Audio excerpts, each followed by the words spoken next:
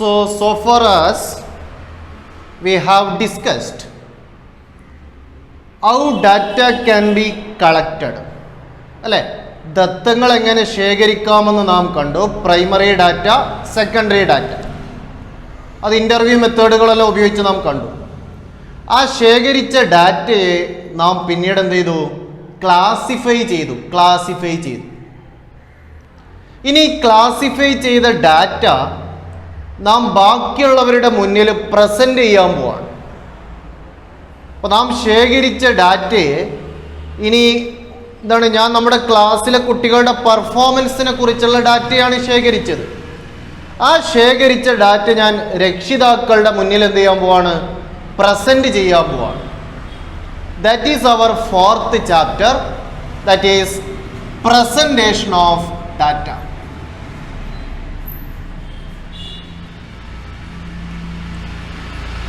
Presentation of data. Okay ആണോ? ഈ data present ചെയ്യുമ്പോൾ പ്രധാനമായിട്ടും നമുക്ക് 3 രീതിയിൽ പ്രസൻറ്റ് ചെയ്യാം. ഒന്നെങ്കിൽ ടെക്സ്ച്വൽ പ്രസൻറ്റേഷൻ ആവാം,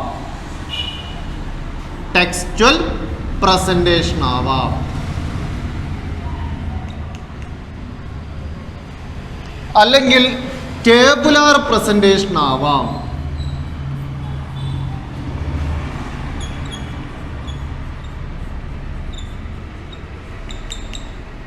We have third option, that is diagrammatic presentation. Diagrammatic presentation.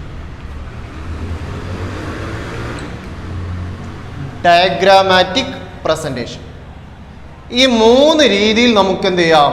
ഡാറ്റയെ പ്രസന്റ് ചെയ്യാം. ഓക്കെ ആണോ? ഫൈൻ.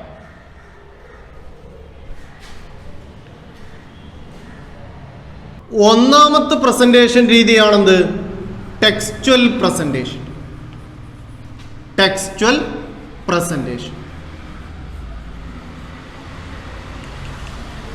ഇതിൽ പ്രത്യേകിച്ച് ഇത്ര മനസ്സിലാക്കിയാൽ മതി. ഞാൻ ആ ശേഖരിച്ച വിവരങ്ങളെ ഡാറ്റ എന്ത് ചെയ്യുന്നു? ഒരു പാരഗ്രാഫ് രൂപത്തിൽ എന്ത് ചെയ്യുന്നു? അവതരിപ്പിക്കുന്നു. അപ്പോൾ ഞാനിത് ഒരു പാരഗ്രാഫിൽ ഇങ്ങനെ അവതരിപ്പിക്കുകയാണ്. 28/6/2021 ക്ലാസ്സിൽ പരീക്ഷ നടത്തുകയുണ്ടായി. അപ്പോൾ ക്ലാസ്സിലെ പരീക്ഷയുമായി ബന്ധപ്പെട്ട ഡാറ്റയാണ് ഞാൻ ശേഖരിച്ചത്. എന്നിട്ട് അതിലിങ്ങനെ കൊടുക്കുകയാണ്. ഇക്കണോമിക്സിൻ്റെ പരീക്ഷ നടത്തിയതിൽ ആയിഷ റിൻസി 16 മാർക്ക് നേടി, ഫായിസ് 24 മാർക്ക് നേടി, ചൈതന്യ 28 മാർക്ക് നേടി, ആദ്യ 18 മാർക്ക് നേടി, കാർത്തിക 30 മാർക്ക് നേടി. ഞാൻ എന്ത് ചെയ്യുന്നു? ഒരു വിവരണാത്മകമായ രീതിയിൽ പാരഗ്രാഫുകളിലൂടെ അവതരിപ്പിക്കുകയാണെങ്കിൽ അത്തരം പ്രസന്റേഷനെ നാം വിളിക്കുന്ന പേരാണെന്ത്? ടെക്സ്ച്വൽ പ്രസന്റേഷൻ, വിവരണാത്മക പ്രസന്റേഷൻ, അവതരണം. പക്ഷെ ഇത് അത്രക്ക് എന്തല്ല, ഒരു അട്രാക്റ്റീവ് അല്ല. ഇതെല്ലാം ഇങ്ങനെ വായിച്ചെടുക്കണ്ടേ. അതുകൊണ്ട് വേറൊരു രീതിയിൽ നമുക്ക് എന്ത് ചെയ്യാം? ഡാറ്റയെ പ്രസന്റ് ചെയ്യാം. അതിനെ വിളിക്കുന്ന പേരാണ് ടേബുലാർ പ്രസന്റേഷൻ. എന്ന് വിളിക്കും ടേബുലാർ പ്രസന്റേഷൻ. തന്നിരിക്കുന്ന ഡാറ്റയെ നാം എന്ത് ചെയ്യുന്നു? ടേബിളിലൂടെ എന്ത് ചെയ്യുന്നു? പ്രസന്റ് ചെയ്യുന്നു. ടേബിളായിട്ട് പ്രസന്റ് ചെയ്യുക എന്ന് പറഞ്ഞു കഴിഞ്ഞാൽ, ഉദാഹരണത്തിന് നമുക്ക് എന്ത് ചെയ്തിട്ടുണ്ട്? ഒരു ടേബിൾ തന്നിട്ടുണ്ട്. ഓക്കെ, ഇങ്ങനെയുള്ളതിനൊക്കെ നാം വിളിക്കുക റോസ് എന്നാ വിളിക്കുക. റോസ് അല്ലേ? ഇത് കോളമാണ്, കോളം. അപ്പോൾ 2 കോളം, 1 2 3 4 5 5 റോ. അപ്പോൾ റോകളിലായിട്ടും കോളംകളായിട്ടും നാം ഡാറ്റയെ പ്രസന്റ് ചെയ്യുകയാണെങ്കിൽ അതിനെ വിളിക്കുന്ന പേരാണെന്ത്? Tabular presentation. എന്ത് വിളിക്കും? Tabular presentation. ഉദാഹരണത്തിന് നമുക്ക് ഇങ്ങനെ കൊടുക്കാം, അല്ലേ? നെയിം, കുട്ടിയുടെ പേര് മാർക്ക്. എന്ത് ചെയ്തു? കാർത്തികയുണ്ട്, ആയിഷയുണ്ട്, ഓക്കെ, ഫാരിസ് ഉണ്ട്, ഉനൈസ് ഉണ്ട്. ഓക്കെ, ഇവരുടെ മാർക്കാണ്. ഞാനതെന്ത് ചെയ്തു? അല്ലേ? 24, 18, 19, 22. കണ്ടോ, തന്നിരിക്കുന്ന വിവരങ്ങളെ ഞാൻ എന്തായിട്ട് അവതരിപ്പിച്ചത്? ടേബിൾ ആയിട്ടാണ് അവതരിപ്പിച്ചത്. ടേബിൾ ആയിട്ടാണ് അവതരിപ്പിച്ചത്. ഇങ്ങനെ ടേബിൾ ആയിട്ട് അവതരിപ്പിക്കുമ്പോൾ നമ്മൾ എന്ത് വിളിക്കും? ടേബുലാർ പ്രസന്റേഷൻ എന്ന് വിളിക്കും. മനസ്സിലായോ? മനസ്സിലായോ? ഓക്കെ. ഇനി ഈ ടേബിൾ ആയിട്ട് അവതരിപ്പിക്കുമ്പോൾ ഈ ടേബിളിൽ ചില ഘടകങ്ങളുണ്ട്. ഒരു ടേബിളിന് തന്നെ ഒരുപാട് ഭാഗങ്ങളുണ്ട് എന്നർത്ഥം. അതിനെ നമ്മൾ വിളിക്കുക പാർട്സ് ഓഫ് എ ടേബിൾ എന്നാണ്. Parts of a table. അപ്പോൾ ഞാൻ എന്താണ്, ഒരു ടേബിൾ ഉണ്ട് ഇവിടെ. ഉദാഹരണത്തിന് ഇവിടെ ഒരു ടേബിൾ ഉണ്ട്. ഓക്കെ, ഇവിടെ കുറേ കോളംസ് ഒക്കെ ഉണ്ടാവും. കോളംസ്, റോസ് ഉണ്ട്. ഓക്കെ, കോളംസ് ഉണ്ട്. ടേബിളിന് എപ്പോഴും ഒരു ടേബിൾ നമ്പർ ഉണ്ടാവും. അപ്പൊ ചില ടെക്സ്റ്റ് ബുക്കുകളൊക്കെ നിങ്ങളൊന്ന് മറിച്ച് നോക്കുമ്പോൾ ടേബിളിന്റെ നമ്പർ ഇങ്ങനെ കൊടുത്തിട്ടുണ്ടാവും, ടേബിൾ നമ്പർ 2.3. അതിൻ്റെ അർത്ഥം ഇതാണ്, രണ്ടാമത്തെ ചാപ്റ്ററിലുള്ള മൂന്നാമത്തെ ടേബിളാണിത്. അപ്പോൾ ടേബിൾ നമ്പർ 3.6 ആണെങ്കിലോ എന്താണ് അതിൻ്റെ അർത്ഥം? ഈ ടെക്സ്റ്റ് ബുക്കിൽ മൂന്നാമത്തെ ചാപ്റ്റർ ആണ് നിങ്ങൾ നോക്കിക്കൊണ്ടിരിക്കുന്നത്. ആ ചാപ്റ്ററിൽ വരുന്ന 6ാമത്തെ ടേബിളാണിത്. അപ്പോൾ എപ്പോഴും ടേബിളിന് എന്തുണ്ടാവും? ഒരു നമ്പർ ഉണ്ടാവും. പിന്നീട് ശ്രദ്ധിക്കേണ്ടത്, ടേബിളിനൊരു ടൈറ്റിൽ ഉണ്ടാവും. എന്തുണ്ടാവും? ഒരു ടൈറ്റിൽ ഉണ്ടാവും. ഓക്കെ, ഇനി എപ്പോഴും ഒരു യൂണിറ്റ് ഉണ്ടാവും. യൂണിറ്റുകൾ ഉണ്ടാവും. ഓക്കെ ആണോ? ഓക്കെ ആണോ? ഫൈൻ. ഇനി ശ്രദ്ധിക്കേണ്ടത്, ഈ കോളങ്ങൾക്ക്, ചില കോളങ്ങൾക്ക് ഹെഡിങ്ങുകൾ ഉണ്ടാവും. കോളത്തിനുണ്ടാകുന്ന ഹെഡിങ്ങുകളെ നാം വിളിക്കുന്ന പേരാണ് ക്യാപ്ഷൻസ്. എന്ത് വിളിക്കും? ക്യാപ്ഷൻസ്. ഇനി റോ ഹെഡിങ്ങുകൾ ഉണ്ടാവും. റോ ഹെഡിങ്ങുകളെ നമ്മൾ വിളിക്കുന്ന പേരാണ് സ്റ്റെപ്സ്. എന്ത് വിളിക്കും? സ്റ്റെപ്പുകൾ എന്ന് വിളിക്കും. ഇനി ഇവിടെയാണ് നമ്മൾ ഡാറ്റ കൊടുക്കാൻ പോകുന്നത്. ഈ ഡാറ്റ കൊടുക്കുന്ന ഈ ഭാഗത്ത് നമ്മൾ വിളിക്കുന്ന പേരാണ് body. This is the very important part of a table. ഇനി ഇതിൻ്റെ അടിയിലുണ്ടാവും സോ ഇസ് നോട്ട്. ഈ വിവരങ്ങൾ നിങ്ങൾക്ക് എവിടെ നിന്നാണ് കിട്ടിയത്? ഇനി വേറൊന്നുകൂടെ ഉണ്ടാവും ഫുട് നോട്ട്. ഇനി ഈ വിവരവുമായി ബന്ധപ്പെട്ട് നിങ്ങൾക്ക് എന്തെങ്കിലും പറയാനുണ്ടോ എങ്കിൽ ഇവിടെ കൊടുക്കാം. ഞാനൊരു ഉദാഹരണം പറയാം. നമ്മളൊരു ടേബിൾ കൊടുക്കാൻ പോവാണ്. അപ്പോൾ ടേബിളിന് നമ്പർ ഉണ്ട്, ടേബിൾ നമ്പർ 3 ഒരു നമ്പർ കൊടുത്തു. അല്ലെങ്കിൽ 3rd ചാപ്റ്ററിൽ 1ാമത്തെ ടേബിളാണ്. ഓക്കെ, ഞാൻ ഹെഡിങ് കൊടുക്കുന്നു പോപ്പുലേഷൻ സ്റ്റാറ്റിസ്റ്റിക്സ്. ഇന്ത്യയുടെ ജനസംഖ്യയുമായി ബന്ധപ്പെട്ട വിവരങ്ങളാണ് ഇവിടെ കൊടുക്കുന്നത്. അപ്പോൾ ഞാൻ എന്ത് ചെയ്യുന്നു? ടേബിൾ കൊടുക്കുകയാണ്. ടേബിൾ ഇങ്ങനെയാണ്. ഓക്കെ,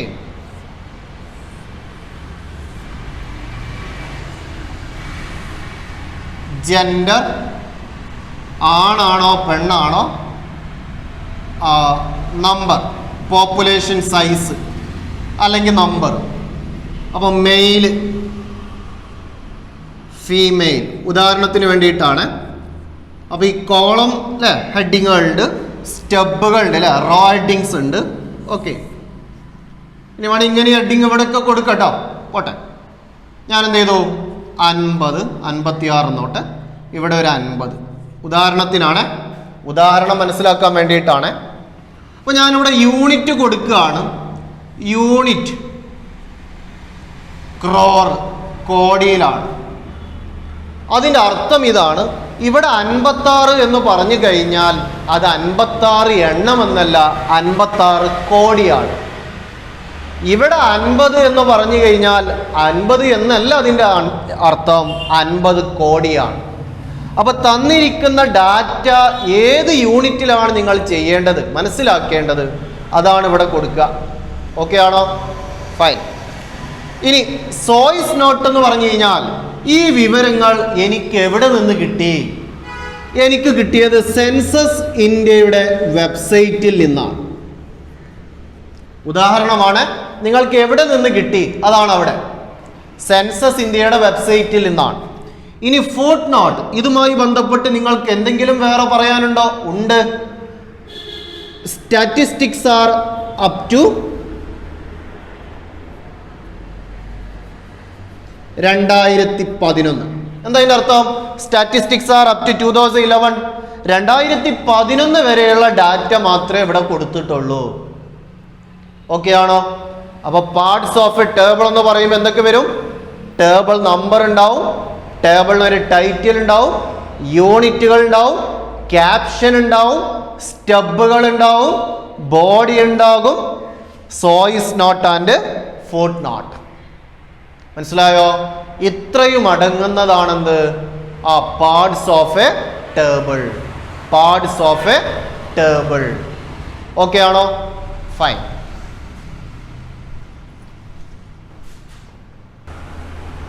ഇനി നമുക്ക് മൂന്നാമത്തെ രീതിയെ പരിചയപ്പെടാം. Diagrammatic presentation. ഡയഗ്രാമാറ്റിക് പ്രസന്റേഷൻ എന്ന് പറയുമ്പോൾ ഡയഗ്രമുകളും അതുപോലെ ഗ്രാഫുകളും ഉപയോഗിച്ചുള്ള പ്രസന്റേഷനാണ് ഡയഗ്രാമാറ്റിക് പ്രസന്റേഷൻ.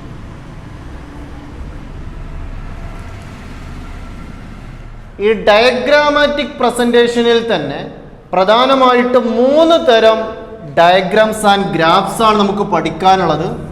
ഒന്ന് ജിയോമെട്രിക് ഡയഗ്രാംസ്.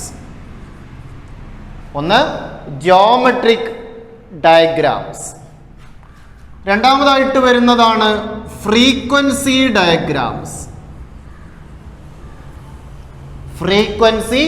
ഡയഗ്രാംസ്. മൂന്നാമതായിട്ട് വരുന്നതാണ് ലൈൻ ഗ്രാഫ്സ്.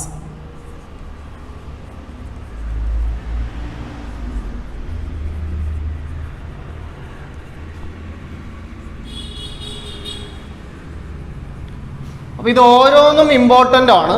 കാരണം നമ്മുടെ ഫോക്കസ് ഏരിയ വന്നപ്പോൾ നമുക്ക് ചുരുങ്ങിയല്ലോ. അപ്പോൾ ഇതിലൊക്കെ വരക്കാൻ വേണ്ടി പറയാം. 4 മാർക്കിനൊക്കെ വരക്കാൻ വേണ്ടിയിട്ട് ചോദിക്കാം. ഈ ജിയോമെട്രിക് ഡയഗ്രാംസിൽ തന്നെ പ്രധാനമായിട്ടും 2 എണ്ണം വരുന്നു. ഒന്ന് നമ്മൾ വിളിക്കും ബാർ ഡയഗ്രാംസ്, മറ്റൊന്നാണ് പൈ ഡയഗ്രാംസ്. ഇത് രണ്ടും പറഞ്ഞിട്ട് നമുക്ക് എന്ത് ചെയ്യാം? ഇതിലേക്ക് പോവാം. ഈ ബാർ ഡയഗ്രാമിൽ തന്നെ വീണ്ടും 3 ആയിട്ട് നാം ഡിവൈഡ് ചെയ്യുന്നു. 3 എണ്ണേ പഠിക്കാനുള്ളൂ. Simple bar diagram, multiple bar diagram, അതുപോലെ പെർസെൻറ്റേജ് ബാർ ഡയഗ്രാം, ഇങ്ങനെയൊക്കെ നാം തരംതിരിക്കാറുണ്ട്.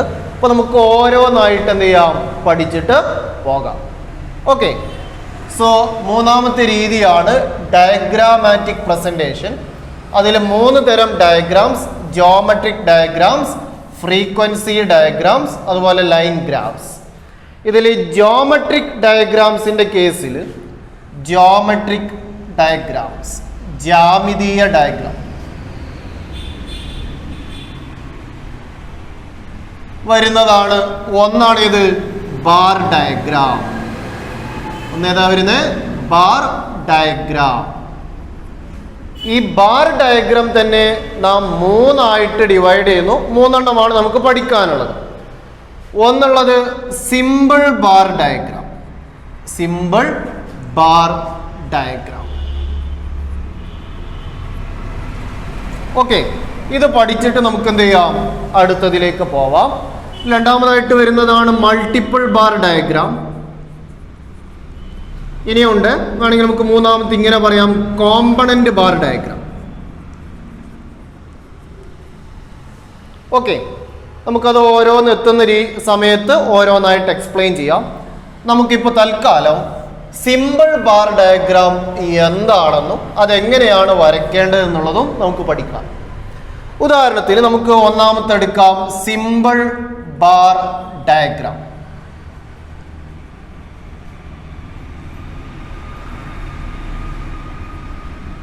ഓക്കെ.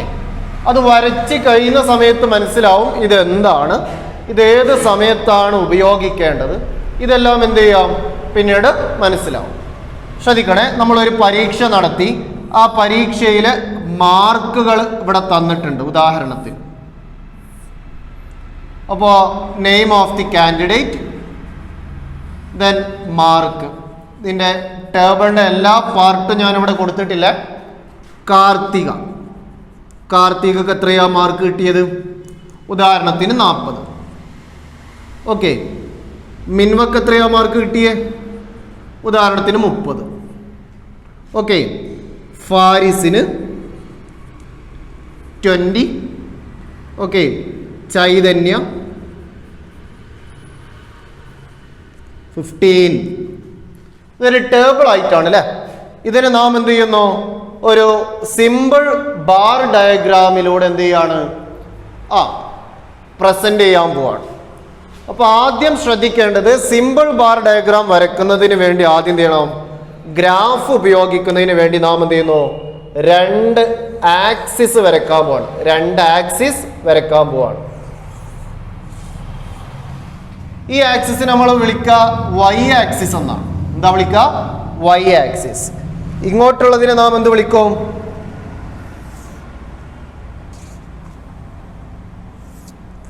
എക്സ് ആക്സിസ് എന്ന് വിളിക്കും. എന്ത് വിളിക്കും? X axis. നമുക്ക് വൈ ആക്സിസ് കൊണ്ട് എക്സ് ആക്സിസ് ഇത് ഒറിജിൻ 0 ആണ്. അപ്പൊ ഈ ആക്സിസിലാണ് നമ്മൾ നെയിം അടയാളപ്പെടുത്താൻ പോകുന്നത്. തന്നിരിക്കുന്ന ഡാറ്റ കൊടുക്കാൻ പോകുന്നത് വൈ ആക്സിസിലാണ്, മാർക്ക്. ഓക്കെ ആണോ? അപ്പൊ ശ്രദ്ധിക്കേണ്ട, മാർക്ക് ഏറ്റവും ചെറുതേതാ? 15 ആണ്. ഏറ്റവും വലുതേതാ? 40 ആണ്. അപ്പൊ ഞാൻ തൽക്കാലം എന്ത് ചെയ്യുന്നു? ഇങ്ങോട്ട് എടുക്കുന്നു. തുല്യ അകലത്തിൽ എടുക്കണേ.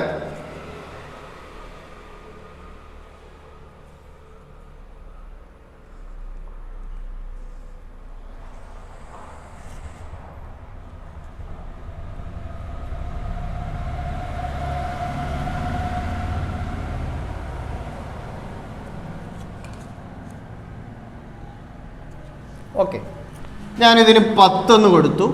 20, 30, 40. ഇനി നിങ്ങൾക്ക് വേണമെങ്കിൽ 5, 10, 15, 20, 25 ഇങ്ങനെയൊക്കെ കൊടുക്കാം. ഓക്കെ. ഇനി ഞാൻ ഇങ്ങോട്ടും തുല്യമായിട്ടുള്ള അകലം എടുക്കുകയാണ്. ഓക്കെ. തുല്യ അകലം എടുക്കണേ. 12. അപ്പോൾ നിങ്ങൾ 1 സെന്റിമീറ്റർ ആണ് എടുക്കുന്നതെങ്കിൽ എല്ലാം 1 സെന്റിമീറ്റർ എടുത്തുകൊണ്ട് പോയാൽ മതി.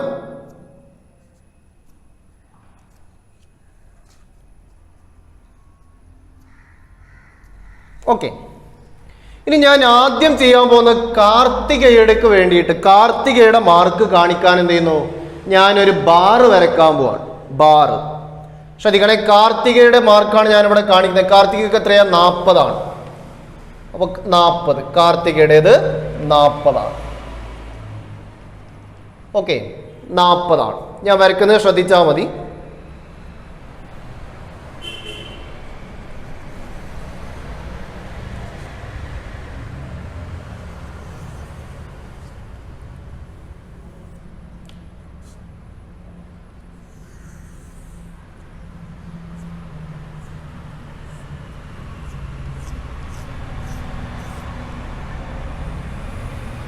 ഓക്കെ.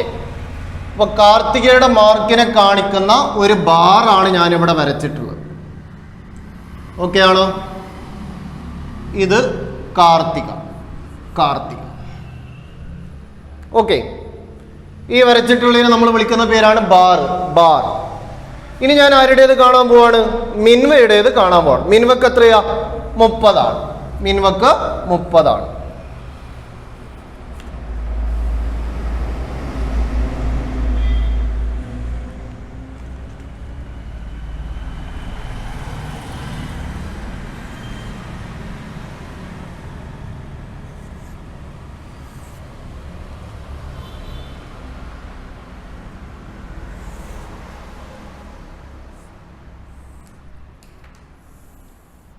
ഇതാണ് മിൻവയുടെ മാർക്കിനെ കാണിക്കുന്ന ബാർ.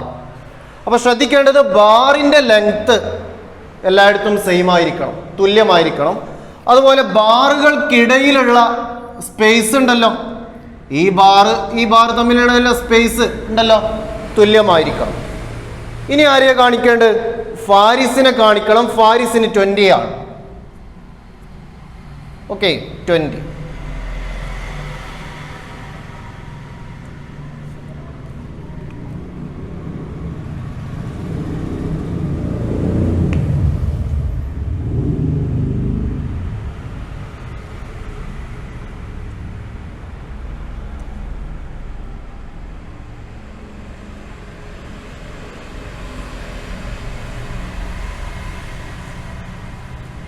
ഓക്കെ, ഇതാണ് ഫാരിസിൻ്റെ കാണിക്കുന്ന ബാർ. ഇനി ആരെയാ കാണിക്കേണ്ടത്? നമുക്കിനി ആരെ കാണിക്കണം? ഓക്കെ, നമുക്കിനി ചൈതന്യയുടേത് കാണിക്കണം. ചൈതന്യക്ക് എത്രയാ?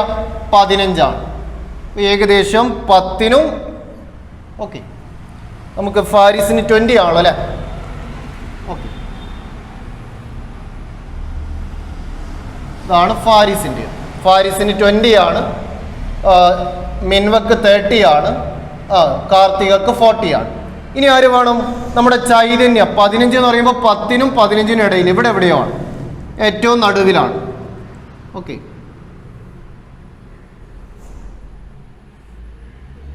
ഇതാണ് ചൈതന്യയുടേത്. ഓക്കെ ആണോ? അപ്പൊ ശ്രദ്ധിക്കേണ്ട എത്രയേ ഉള്ളൂ, ഇത് കാണുമ്പോൾ മനസ്സിലാവും. ഏറ്റവും കൂടുതൽ മാർക്ക് ആർക്കാ?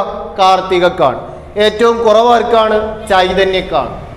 ഓക്കെ, പേര് പൂർണ്ണമായിട്ട് എഴുതണേ. ഓക്കെ, അപ്പൊ ഇങ്ങനെ ബാറുകളായിട്ട്, ഇതിനെല്ലാം നമ്മൾ വിളിക്കുക ബാറുകൾ എന്നാണ്. ഇങ്ങനെ ബാറുകളായിട്ട്, സിമ്പിൾ ബാർ എന്ന് പറയാൻ ഒരൊറ്റ ബാറേ ഉള്ളൂ. അപ്പോൾ ബാറുകളായിട്ടാണ് ഡാറ്റ പ്രസന്റ് ചെയ്യുന്നതെങ്കിൽ അതിനെ വിളിക്കുന്ന പേരാണ് simple bar diagram. Simple bar diagram. മനസ്സിലായോ? ഇനി നമ്മൾ ശ്രദ്ധിക്കേണ്ടത് എന്താ? ബാറ് വരയ്ക്കുമ്പോൾ ശ്രദ്ധിക്കേണ്ടത് ബാറിന്റെ വിഡ്ത്ത് ഉണ്ടല്ലോ അല്ലേ? ബാറിന്റെ വിഡ്ത്ത് എല്ലായ്പ്പോഴും എന്തായിരിക്കണം? തുല്യമായിരിക്കണം. മറ്റൊന്ന് ശ്രദ്ധിക്കേണ്ടത്, ബാറുകൾ തമ്മിലുള്ള സ്പേസ് എന്തായിരിക്കണം? തുല്യമായിരിക്കണം. മനസ്സിലായോ? ഇങ്ങനെ വരച്ചു കഴിഞ്ഞാൽ, ഇങ്ങനെ പ്രസന്റ് ചെയ്ത് കഴിഞ്ഞാൽ നാം വിളിക്കുന്ന പേരാണിത് simple bar diagram. Simple bar diagram. Okay, simple bar diagram. മനസ്സിലായോ? മനസ്സിലായോ?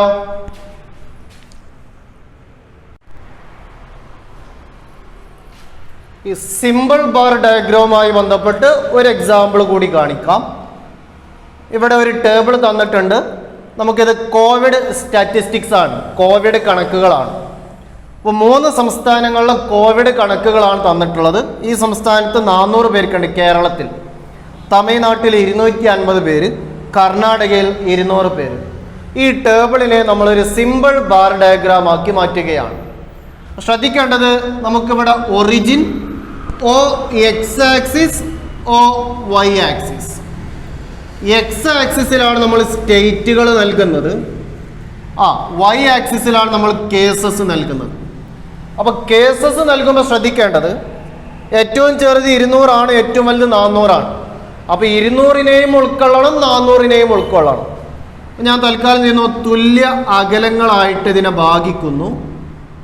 എന്നിട്ട് ഞാൻ ചെയ്യുന്നു 100, 200, 300, 400.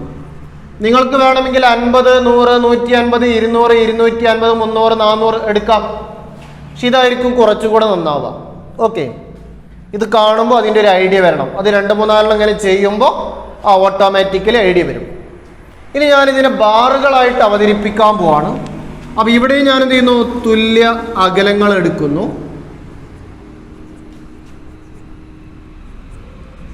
ഓക്കെ, ഇനി കേരളത്തിൻ്റെത് ഒരു സ്പേസ് വിടുന്നു. കേരളത്തിൻ്റെ ബാർ എത്രയാ? 400 ആണ്. അപ്പോൾ കേരളത്തിൻ്റെ 400 കാണിക്കാൻ വേണ്ടിയിട്ട് ഓക്കെ, നിങ്ങളത്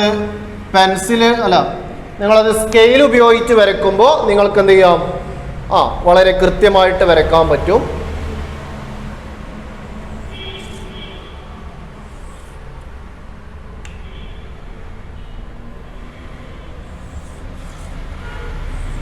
ഓക്കെ, ഇതാണ് കേരളത്തിൻ്റെ ബാറ്. കേരളത്തിൻ്റെ ബാർ എത്രയാ? 400 ആണ്. ഇത് കേരളത്തിൻ്റെയാണ്. ഇനി ഇതേ അകലം തന്നെ ഇവിടെയും വിടുന്നു. ഓക്കെ, അപ്പോൾ ബാറുകൾ തമ്മിലുള്ള അകലം തുല്യമായിരിക്കണം എന്നർത്ഥം.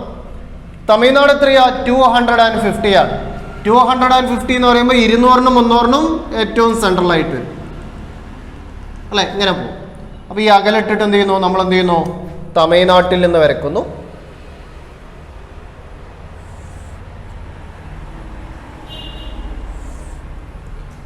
ഓക്കെ, ഇതാണ് തമിഴ്നാടിൻ്റേത്. ഓക്കെ ആണോ? ഫൈൻ. തമിഴ്നാട് 250. ഇനി ഈ വിടുത്തുണ്ടല്ലോ, ബാറിൻ്റെ വിടുത്ത്, അതും ഈ വിടുത്തും തമ്മിൽ എന്തായിരിക്കണം? ഈക്വൽ ആയിരിക്കണം, തുല്യമായിരിക്കണം. ഇനി ആരുടേത് വേണം? ഇത് നമുക്ക് വേണ്ടത് കർണാടകയുടേതാണ്. ഈ സ്പേസ് തന്നെ ഇവിടെയും വിടുന്നു. എന്നിട്ട് കർണാടകയുടേത് എത്രയാ? 200 അല്ലേ? 200.